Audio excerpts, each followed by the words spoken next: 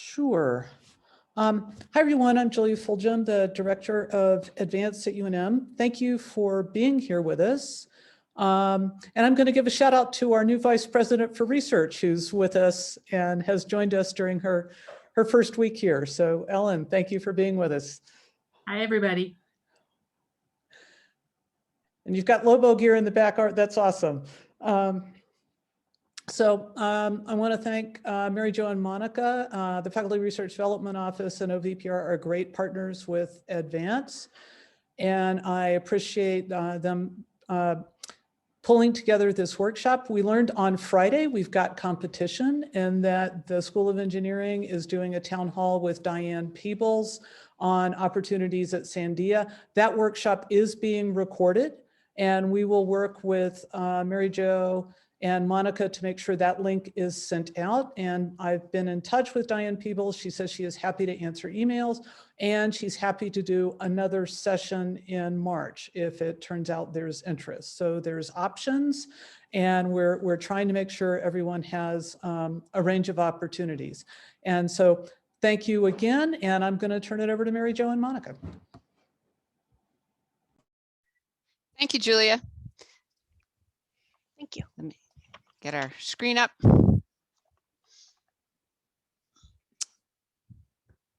Take it away, Monica. All right. Thank you, everyone, for being here with us today. I'm Monica Fishel, the Interim Director for FRDO. And I'm Mary Jo Daniel. I'm the Associate Vice President for Research. So today's agenda, we're going to focus on smaller grants. We're going to have a few recordings from some of your peers. We're also going to talk about a 5-year plan and have a couple of guest speakers. So it should be an exciting agenda. So the basic premise here is we know all faculty have lots to do and it's tricky to figure out how to prioritize all those things. But we're going to hopefully address some of the issues in terms of finding balance between the competing demands as well as the rest of your life, although we do not claim to have all the answers, that's for sure. And we'd like to start by asking you to think for yourself, what motivates you and what impacts do you want to have on the world through your research and scholarship? Think about not only the new knowledge that would be generated, but what are the broader impacts of your work and how do you make a long-term plan? So basically the premise is you plan for 5 years, but look ahead for 50. So think about you being in this for the long haul. So in this context, we're going to look at your research, building your research over time, thinking about starting small and moving to larger. And we ask you to think about, in your own department, what's the view for interdisciplinary work? What's the priority placed on that? And for you personally, do you thrive in a team? So as you're thinking about mentors and collaborators, what works for you? We'll also be addressing how to find funding. So learning about sponsors, both internal and external. And so we're going to start small and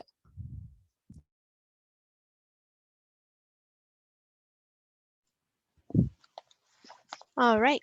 So for smaller grants, there's a number of internal funding resources that I wanted to bring to your attention today.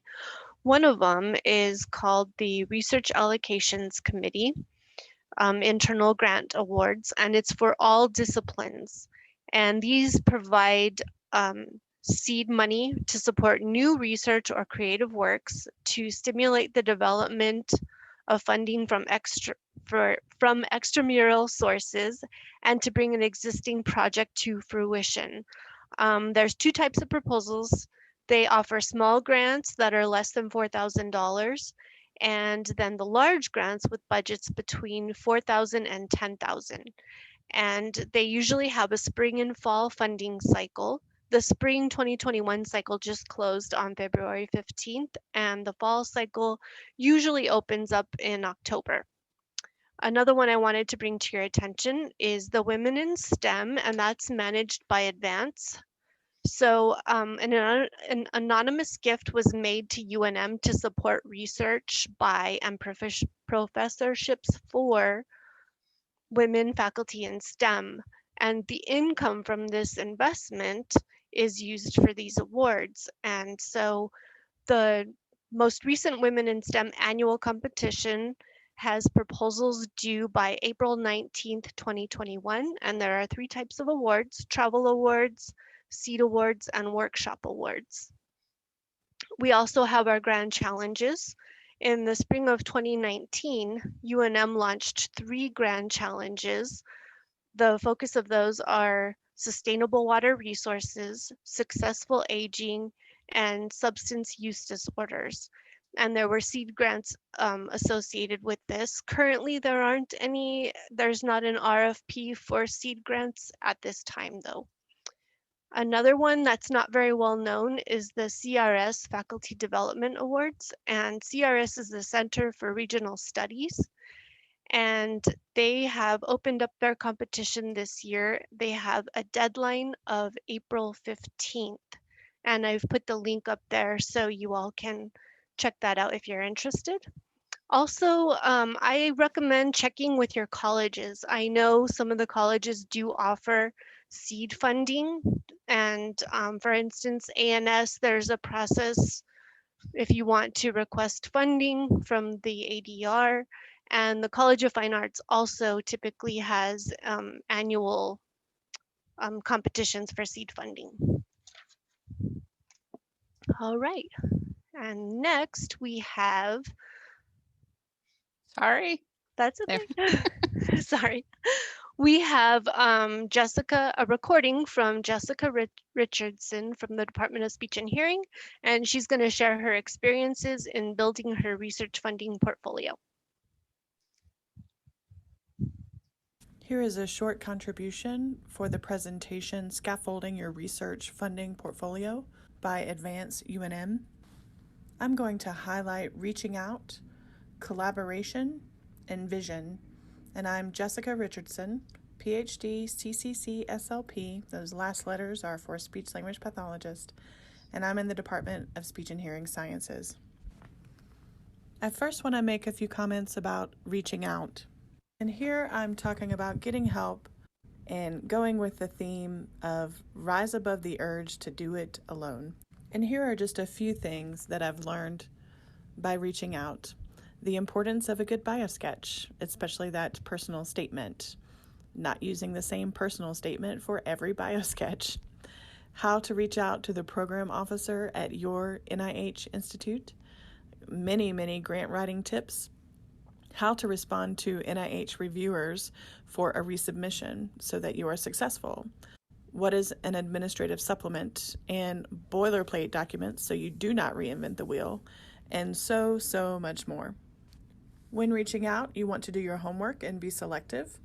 Someone that is trustworthy, a strong track record of funding, publication, collaboration, obviously someone that is knowledgeable, and thinking of people that could be, in the future, potential consultants, other significant contributors, co-Is, letter of support writers, or other roles that may help with your funding journey. And of course, reach out and then pay it forward. Now a quick note about collaborating. Collaborating has helped me to think outside of my little box, helped me to diversify and to grow the field. Collaborating helps to increase productivity for publishing and increase your potential for grant funding. It also increases your exposure to the processes of grant writing. And if done right, it can help to divide responsibilities and to lighten a load with a good payoff. As with reaching out for help, you want to do your homework and be selective. You may be looking for people with a specific skill set. Definitely want them to be trustworthy and responsible. They need to be willing to discuss, plan, and prioritize deliverables at the front end, not after a project is over and done. And you need to know your expectations and duties when you're collaborating up to someone more senior, down to someone more junior, or laterally. And it may be good to test the waters. Start with the small collaboration first before you go into a large and potentially more disastrous collaboration. Finally, it's important, even very early on, to have long-term vision. And the way that I finally figured out how to operationalize this is to focus on my biosketch, you really want to be intentional about section C of your biosketch, contribution to science. And when I finally figured this out, basically if a manuscript or some sort of funding source or some sort of outreach was not going to be able to fit into one of these sections for contribution to science, then I seriously needed to rethink whether or not I needed to spend time and energy on that. And this really helped me to be more intentional about the projects and the products that I put my time towards. Advance has helped me in many direct and indirect ways with funding for small research projects that have led to sections of that contributions to science, some products that helped there, experiences that definitely helped, self-development and growth opportunities, tools, techniques, and opportunities to increase productivity, like Shut Up and Write, and even just a space for writing pre-COVID, encouragement, community, and even during this past summer, some help with childcare for a dance class for my daughter so I could get some uninterrupted time to work on my scholarship. So I'd like to thank Advance very, very much. I hope this has been helpful, and thank you for taking the few moments to listen to this. Here is a short. And we thank Jessica, who wasn't able to join us in person, but we thank her for making that recording for us to talk about some of her experience. Yes. So as far as early career funding opportunities, there are a number of them offered through various sponsors, the NSF, the National Endowment for the Humanities, NIH, several private foundations, DOE. I'm going to touch on a few right now. So one that's pretty well known is the NSF Faculty Early Career Development Program, which is open to tenured track assistant professors or equivalent only. PIs can apply up to 3 times and only once per cycle. And these proposals emphasize the start of an integration between research and education. NIH has a ton of resources available, early stage investigator status and policies. They have a number of programs. One track that you might have heard about before are the K Awards. DOE offers a few. NEH is one I wanted to touch on because it's quite interesting. They have the summer stipends program, they offer fellowships, and they also offer advice on proposal drafts. And so on the summer stipends one, for example, that supports continuous full-time work on a humanities project for the period of 2 consecutive months. And one of the kind of really cool things about NEH is that you can also contact the program officers or the NEH staff, and you can get advice on how to approach the application process and whether your project is a good fit for an existing program. And when you submit a draft to the NEH, it's important to keep in mind that you need to give them ample time to do a review. So I'd recommend at least 6 weeks before the deadline. This enables you to receive staff comments about substance and format of the application, which has no bearing on the final outcome of the proposal because it's not part of the formal review. And of course, the more complete the draft, the more helpful your response would be. And next slide. FRDO offers, whoops. Sorry, it went the wrong way. Okay. Here is a No short- worries. FRDO offers support, provides direct support to early career faculty interested in submitting proposals to these types of solicitations. And we also offer information relevant to strategies for success. And we have a special website dedicated, a special web page to early investigators, and so you can check that out. We also have a PI listserv that you can sign up for in order to get updates and information. I'd also point out in the chat, VPR Fisher mentioned, DoD has early career funding opportunities as well, and those are also listed on the FRDO website. Thanks, Ellen. Yeah, I wanted to mention those because they tend to get fewer applications. And so they're ones that people don't go after as often. Great, thank you. Thank you. And by the way, feel free to put questions and comments in the chat, and we'll come back to questions intermittently. And if you have, if you have questions that we don't get to, we can follow up with you afterwards. And also, I just wanted to point out that in FRDO, we manage the limited competitions for main campus, and those are solicitations that limit the number of submissions allowed from an institution. And those can also be helpful for funding resources. And we have a whole process that we use to manage those limited competitions. So I just wanted to point that out. And on our Limited Comps webpage as well, from the FRDO website, you can also sign up for the PI listserv to receive notifications when we post new limited competitions. So we're going to hear from another professor. This is Jose Sarato.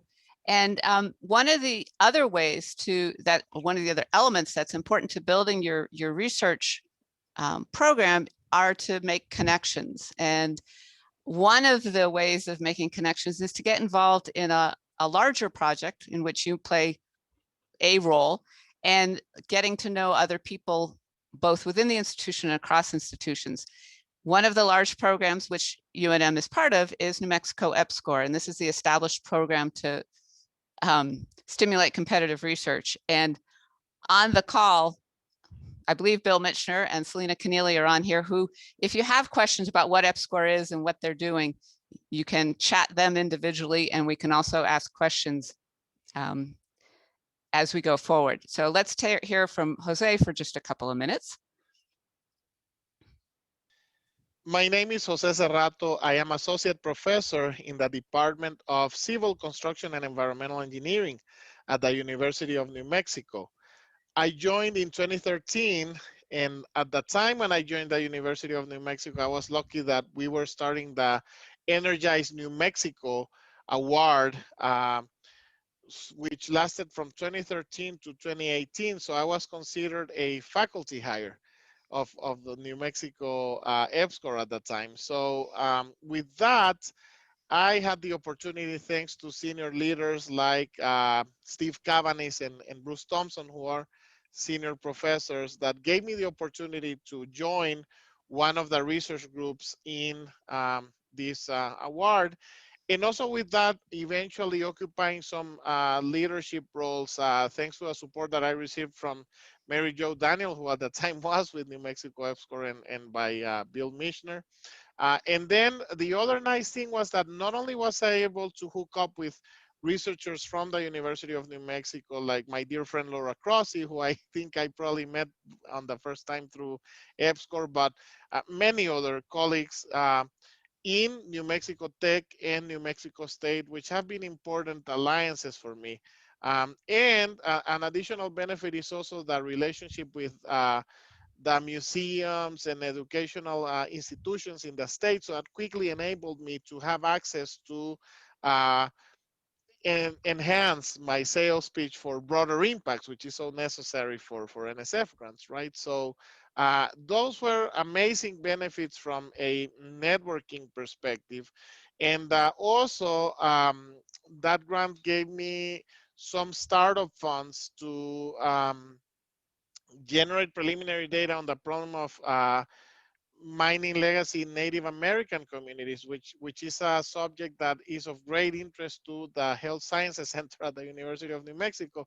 So that eventually enabled me to partner with the Health Sciences Center, and now we have some very strong collaborations on 2 different research centers funded through NIH, which is not a traditional entity that I would necessarily pursue as an environmental engineer, but that thanks to these alliances, I have been able to pursue. So I think in summary, the networking with colleagues, different institutions over the state, from education and outreach as well, not only research, right? Have been super helpful for enhancing my research portfolio, and I owe a lot to New Mexico EPSCoR for this.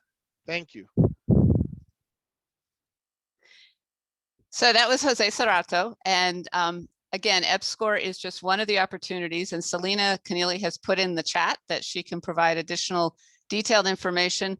They are starting the process for the next round of funding, and there are what are called track 4 opportunities, which is a professional development opportunity as well for faculty.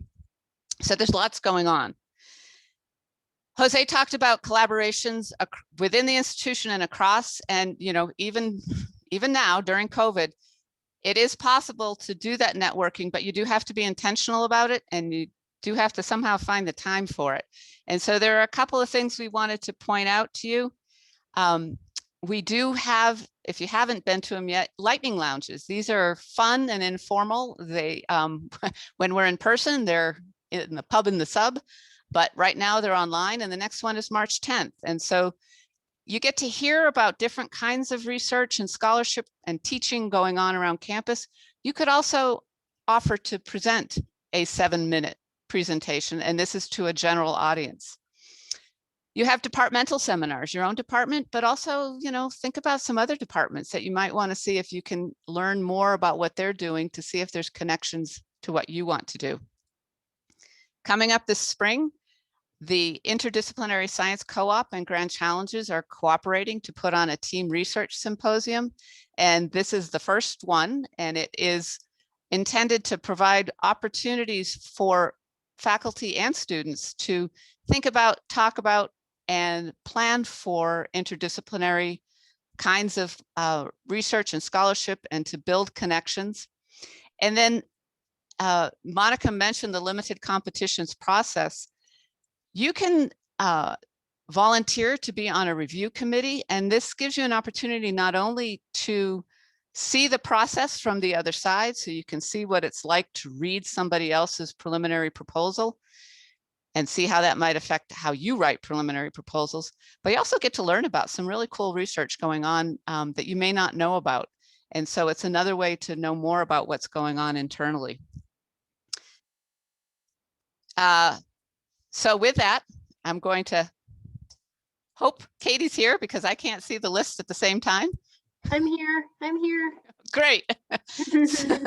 So Katie Witkowitz is joining us, and she is a professor in psychology. She's also one of the lead conveners of the Substance Use Disorder Grand Challenge, and she's very graciously agreed to join us to talk a little bit about her experience in building an incredibly successful research program. Katie? Yeah, thanks so much, Mary Jo and Monica, for having me. It's great to be here. And if I'm delusional, we were up really late putting together the first proposal, and it's in with OSP right now. So we're very excited about that. Thank you for your department's support of that. So yeah, I think I'm gonna, I'll just talk briefly. I didn't prepare any slides, and then I'll open it up for questions, but I want to further that discussion of collaboration, because really all of the grant work I've ever done and all of my funded research has always been collaborative. And no big picture research happens by yourself, or at least not in today's age. There's just so many techniques and populations and different contributions that really requires team science approaches. And so I guess we'll talk a little bit about collaborations, how they've been important, and then what I see as other ways of kind of propelling your success in doing grant funded research. And so, for me, I think collaborations, obviously they matter for being successful in research. And so I really view collaborations as one of the most important aspects of my job. And so I try really, I put in that intentional effort. Mary Jo mentioned being intentional and making space for and making time for collaborations. And I think that has been the most critical piece of any success that I've had is by really intentionally trying to be a good collaborator. And so, seeking out people who I enjoy working with and want to work with and who share a passion for a topic has been really important.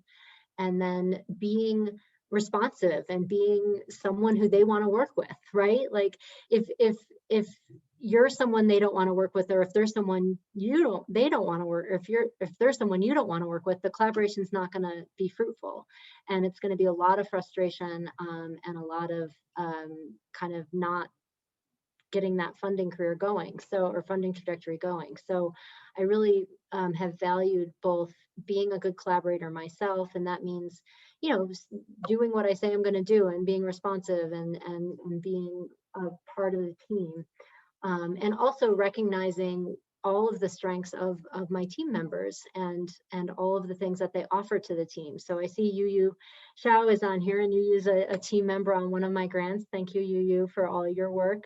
And really appreciating team members and all the expertise that the different collaborators bring to your projects. And that also means leaning on them at times of need, and you know, being available both to support each other in the science, but also supporting each other in life, because ultimately we're humans with lives. And you know, some of my longest term collaborators, we've supported each other through so many, you know, life challenges, and that's another part of really strong, good collaborations is also recognizing that our collaborators have lives and things get in the way sometimes. And so that's been really important. I know I only have about 5 minutes, so I wanted to say 2 other really important things that have been, I think, really helpful for me in addition to collaborations. One is recognizing and learning at some point in my career that funding institutes and foundations generally don't care about what I want to do. They care about the research they want to fund. And those can be aligned. And so something that I started doing pretty earlier in my career, I had some quick rejections of grants and was realizing, and also had some grants that like scored really well but didn't get funded. And so it was this wake-up call that even if I'm doing really good peer-reviewed science and my peers really think the science is good and innovative and significant, if the institute or the foundation doesn't want to fund that kind of work, it doesn't matter how good of a score I get. It doesn't matter how good of science I'm doing. It has to be something that the institutes and the funding agency or the foundation wants to see work being done on. And so anytime a new strategic plan comes out from the institutes that I receive funding from, I read that thing very carefully and see what am I passionate about in that strategic plan. What kinds of things that they want to fund would I want to do? And so really bringing my passion to those funding opportunities. And that has created a way for my research to really evolve with kind of the changes of the institutes and evolve with the science by being up on what the institutes want to fund and what foundations want to fund. And so it's kept me on my toes, but also exposed me to some new areas. And another, you know, also, again, collaborations are really important in working in those new areas. And so then the last thing I wanted to do, a really important resource for those of you who are doing NIH funded research, is to sign up for the Early Career Reviewer Program for the Center for Scientific Review. So I'll put the link in the chat. And this by far, as an NIH funded researcher, has been the most important thing I did early in my career. Was I became a reviewer for NIH grants. And I was fortunate to be picked to be an early career reviewer, and then sat on my first study section. I think I was still an assistant professor when I sat on my first study section, and I just retired from that study section as the chair. So I not only joined it as an early career reviewer, but then I was made a permanent member and then invited to chair it. And I can no longer be on that study section, unfortunately, after 7 years of service. But yeah, so it's a really great opportunity. Seeing the review process had a couple of functions for me early in my career. First, it depersonalized grant writing and reviewing for me, because you see the process and you see what goes into reviews, and you see that it's not personal. You know, when I get a really bad review now, I understand that it's really not personal. It's a very rigorous and thoughtful and I think mostly good, there's biases, but mostly good process of getting those peer reviews. And so it depersonalized it, which helps you kind of move on when you get that negative feedback, you know, and you're really excited about a grant and it doesn't get funded. But if you kind of see the bigger picture of the process and it just becomes a little bit less personal. And then I'll get back to, yeah, I'll come to that question, Natasha. That's a great question. The second thing that it did provide, you know, being a reviewer, you get to see how reviewers think and how you think as a reviewer, and it just makes you a way different grant writer because you start anticipating those reviewer questions and you can respond to them in the grant before the reviewer even has them. So it's just made me a better grant writer. So yeah, so the question in the chat is, should you have successfully been awarded a grant, a certain number of grants before you apply to become a reviewer? You have to have at least one independent NIH award, I believe, to be invited as an early career reviewer. Or it could be as a co-investigator. But CSR is pretty desperate for reviewers. So I would sign up even if you haven't had the experience, and then use your networks to connect with the people who select the reviewers are, sorry, my brain is not working all of a sudden. They work for the Center for Scientific Review and they organize the review part, the SROs, the Scientific Review Officers. Great, Julia, that's great news about NSF. So you can connect with them, you can email them, let them know your expertise, send them your CV. They want to hear from you. They want reviewers and they want good reviewers. So it seems like a barrier that is this like scary process of how do I become a reviewer? You become a reviewer by telling people you want to review, and then they will snatch you up when they can. I'll stop there and take a breath. And okay, thanks, Katie. We do have, in addition to the chat, we have a minute if anybody wants to ask Katie a question live and in person here. I'll pause for just a second, but you can also put things in the chat and as they occur to you later as well. Do we have any questions at this point or comments? Okay, thank you, Katie. Please stay for as long as you can. And I will. We're going to actually move right along to Monica. To our special guest, Jennifer Rudgers. She's a biology professor and she's the director on the long-term ecological research at the Sabieta. And she's going to talk about how she moved from smaller to larger research efforts and what skills and experience you need to do that. So I see her, there she is. Are you ready, Jennifer? Yeah, I'm ready. I don't have slides either. I just have some talking points. Yeah. Thanks for inviting me to be part of this, and good afternoon, everyone. I put together a top 5 list. I tried to take myself back to 2005 when I started my first faculty position and think through the advice that I wish someone had given me. So I have a top 5 list built around that. The first, so number 1 is that you will need to lead a substantial research award where you're the intellectual leader of it. And the sooner you can get that big one, the better, right? So that should be, I think, at the center of your long-term vision, is reaching toward that goal.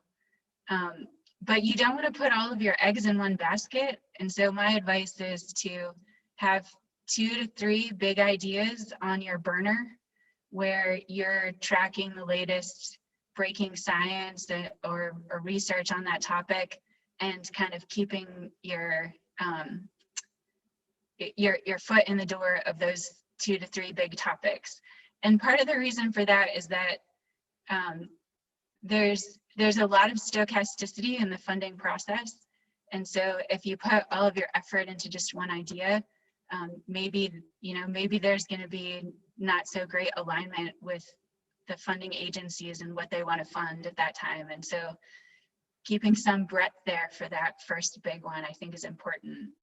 And then once you land that first big research grant where you're the leader on it, I think it really helps crystallize your program, right? Because you could see yourself going in different directions. And then once you have a pot of money to work with, it draws you into a particular direction.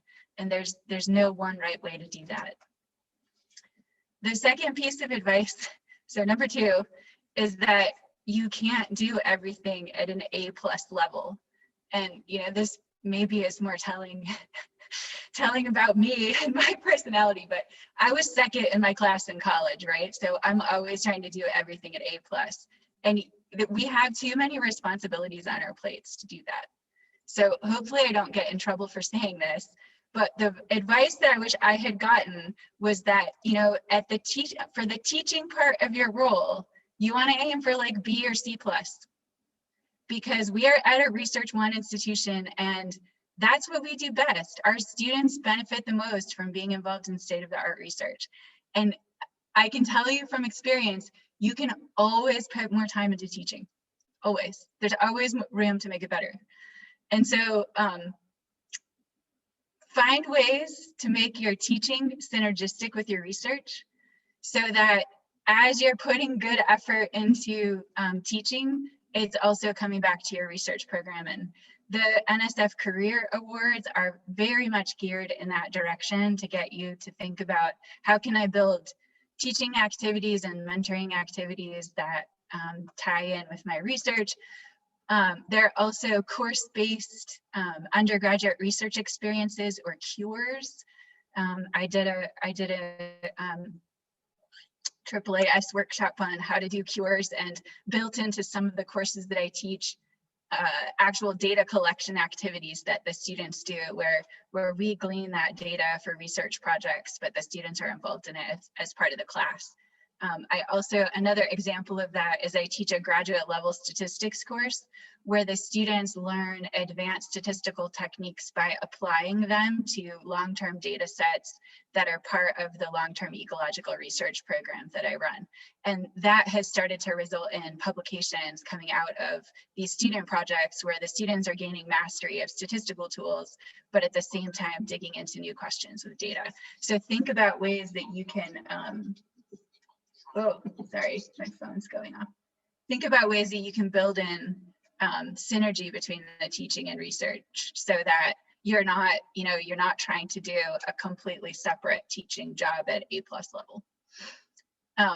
Point 3 is I think you should mentor at an A+ level. So your fitness is most closely tied to the fitness of your students early on in your career. And you want those students to be maximally successful, and you want to give them all the resources that they need to move forward and be successful. And think about how to get students involved in the grant writing process. I mean, we often think about writing grants as like we sit down at our own computer and we do it alone, right? Or as you get into bigger programs, you're doing it with a collaborator. But I'm always looking for ways to bring my students in. So have them edit it, have them read it. You have no better audience than a first-year graduate student in terms of like a litmus test for how well you're explaining things. And if they give you feedback like this doesn't make sense to me, then you've gotten too much jargon in there and it's too technical, and you need to rethink how you're selling it. Have them write a section of a grant that is an experiment that they're planning on doing that dovetails with your broader research plan for that grant. And yeah, I feel like the mentorship of your students is a really big component, and there are clear ways to bring them into the grant writing process for both small grants and big grants. That helps with that. Number 4 is that you should definitely go after small grants, right? But you want to make sure to scale your effort. If you're applying for, and again, this is my personality, but like it's really easy to put the same amount of energy into a $10,000 local research opportunity as it is to a $1 million NSF award, because you're just like, that's what you're trained to do. You're trained to do everything to the best level. And if it's a small award and the funding rate is high, like let yourself, back off a little bit, because you need to remember that your primary focus is getting at least one big award as you're headed toward tenure. And then number 5 is definitely, I would recommend getting involved in multi-collaborator program building kinds of projects. It's a great learning experience. You can watch how other people lead them. You can build new networks and collaborations as a result of that, but you don't want to get too involved. You don't want to get to the point where like you're getting dumped on and you're doing a lot of the work and not getting that much out of it. So again, it's like a scaling your effort problem to solve, and getting involved in these bigger program building exercises or efforts. And I study mutualisms between species as my, a core focus of my research program. And so I really think that having mutualistic collaborations with people is really important to success. But early on, you also really need intellectual leadership. And so you need to, not get lost in all the collaborations and not be spending all of your time editing papers where you're not the first author or the primary author on it. Because you're trying so hard to be a collaborator and not building your own program. Okay, those are my 5. Thanks, Jen. Any questions for either Jen or Katie who are on the call? Katie, go for it. I just want to add about the mentorship piece. So 2 of my current major R01 level grants are because of a line of research that was started with student ideas and student projects. And so, supporting students in developing those ideas can not only kind of impact them in their own professional development, but also it intertwines with your own research program and can help you move in new directions. And so I think it's really great to support them. And I love the idea of having first-year students read your grants. I actually have family members read my grants when they're willing, because it really is important to, reviewers tend to not know your area. And so it's really as well. And so it's really good to get people who are not as familiar. So that's a great tip. I'm going to start doing that. Yeah, and related to that, if you're a reviewer, you've most likely procrastinated a bit. You've got a stack of 20 to 30 proposals to read and a deadline, right? And so the readability of those is huge to getting your message across. If the reviewer has to wade through a bunch of jargon and try to put pieces together because you haven't done it for them, they're just not going to do it. I can tell you from experience, I don't do it. So, yeah. Having that kind of input from family members or from someone very outside to help you get through that distillation is really important to writing an effective grant, I think. I'd also like to just chime in that some of the internal opportunities like the Women in STEM Awards or the RAC Awards is another really good opportunity to practice that, because you're not going to have content experts reading it. You're writing for a broader audience. And so you really do have to convey your message quickly. And while Jen is right that you may not want to spend as much effort on a $10,000 proposal, if in your field you can go for $1 million, it does help to practice, I think, with some of the smaller things. And yeah, Mary Jo, maybe that wasn't totally clear, but I might scale your effort in terms of hours put in. I definitely think you should go after all those small ones, but if you start calculating how many hours you're putting into a grant, think about what that calculation is, hours put in versus return on investment of those hours.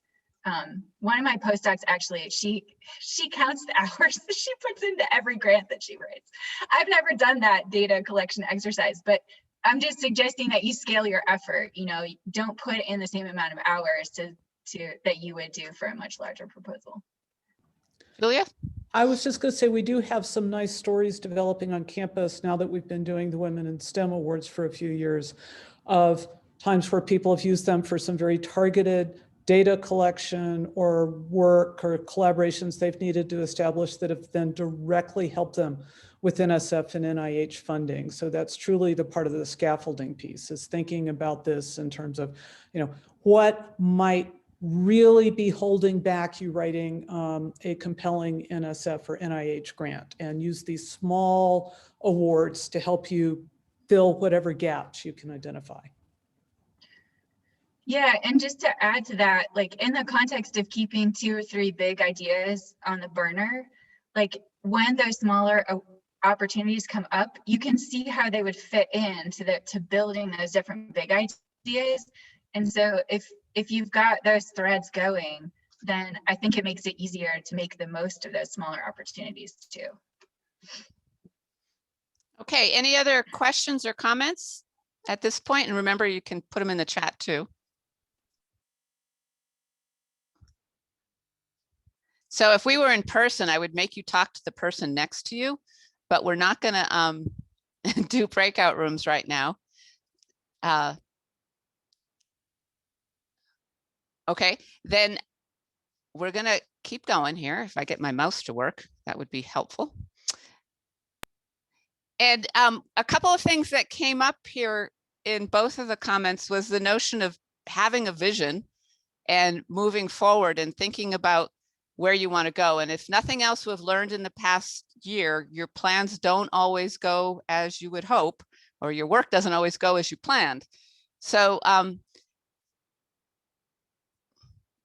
one strategy is to make a 5-year plan where at least you have a goal and a target. And so Jenn was talking about, identifying that one big one you want to go after.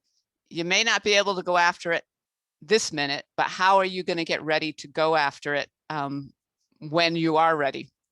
And so thinking about what's next, both in terms of the funding targets, but also in terms of what you want to learn, where your focus is. Perhaps in your area, you need to have multiple targets, but at the same time, you need to have some sort of a goal. And think about whether you need pilot data. And if you have startup funds, what are you using them for? Sitting on them may not be the best approach. So be strategic about the resources you have, as well as figuring out what resources you're going to need. If in your field you need to, your department or your discipline has expectations around publications, if you have to write a book, you have to write get a certain number of publications out there. Think about where you want to publish, what's the best place, what's going to get you the biggest bang for your effort, and have milestones. Having one really big goal, you got to chunk it out sometimes to say, I'm going to get this part done. Jessica mentioned the shut up and write. Hopefully, when we're back on campus, Advance will be able to do that again. But the idea is to have some time where you can focus and set that aside and say, I'm going to move forward and get this much done. Jenn talked about connecting research and education, and I had not heard what Jenn was going to say before when I made this slide. So think about how you can leverage your teaching for research and your research for teaching too. And think about broader impacts. If you're writing for NSF, you need to have some way to connect the research to some sort of impact, and educational impacts can be that broader impact. And then you also have service requirements. Can you use those service requirements to help you in your networking? And a separate workshop, one of which at least is posted, I think, on the Advanced workshop, on the Advanced website, is about, when and how to say no to service requests so that you can find some balance. So the idea is that it is possible to make a plan. It's suggested you make a plan, and thinking about where you want to go will help you to get there. So with that, I'm going to get my mouse to work again here. And there was Katie, and there's Jenn. And so you have their names if you want to follow up with either of them. And then Monica is going to take just a couple minutes to talk about some ways to find funding and some resources. And then hopefully we'll have another couple minutes at the end if anybody wants to ask any further questions. Thanks, Mary Jo. So in case you're not familiar, UNM subscribes to the Pivot database, and through that database, you can find a number of funding opportunities. You can set up filters, you can set it up so that way you get notifications once a week on new funding opportunities that match those filters that you set up. And also within the system, it has access to people even that you might be interested in collaborating with. And we also have, through the university libraries, access to the, I think it's Foundation Directory Online, I believe it's called. And you can find a list of foundations as well. Foundations are a little more complicated though, because it's good to check their websites and see what their priorities are. Okay, next slide. So stay energized, rise above the urge to do it alone. And that's where we in the FRDO come in. And you can visit our website. We can help you with a number of services, but also the UNM Foundation provides a lot of services when you're looking for private or corporate funding opportunities. And most colleges, I believe, have a UNM Foundation officer who you can reach out to and talk to about any kind of funding that you might be looking for, or if you found certain foundations that you're interested in submitting to. Next slide. And so as far as what FRDO can do for you, we have a number of services. We can help you find funding, help you set up your pivot searches. We do budgets and justifications. We can help with cost share subawards. We can help you with the formatting of your CVs and bio sketches. As you all may know, NSF has now required certain formats for their bio sketches in current and pending. We can help with that. We do have some people who can review drafts of your proposals and help give you feedback on the flow.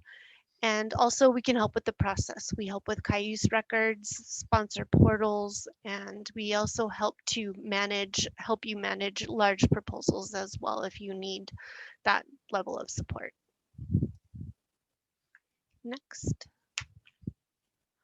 And so in the FRDO, there's the core group, which is myself, Carmen Melendrez, and Stephanie Tofigi.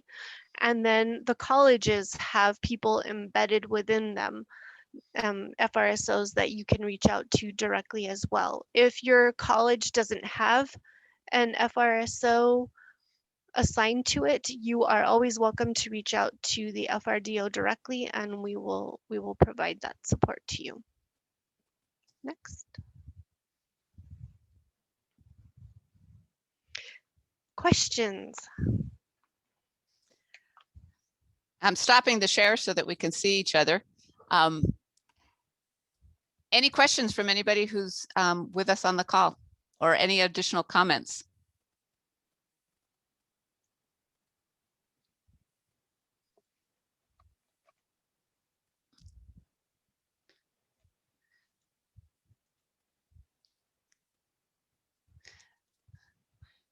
So Jen, I was just going to ask you real quickly, if you can remember when you first started, was there one thing that helped you basically find who can help you in terms of mentors or support systems? How do you find out where to go to get help, both on a sort of research intellectual basis, but then also sort of getting through the system at UNM?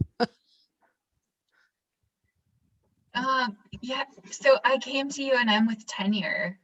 So yeah, but it was, I moved from a faculty of 9 to, I think our department was 50 when I moved here. I just asked lots of questions. I think the key to it actually is just letting go of your ego. Like, just don't be afraid to ask a question because you think you don't know the answer or that you're going to look inexperienced or something. Just, you know, if there's something that you're not sure about, just start asking people until you get an answer.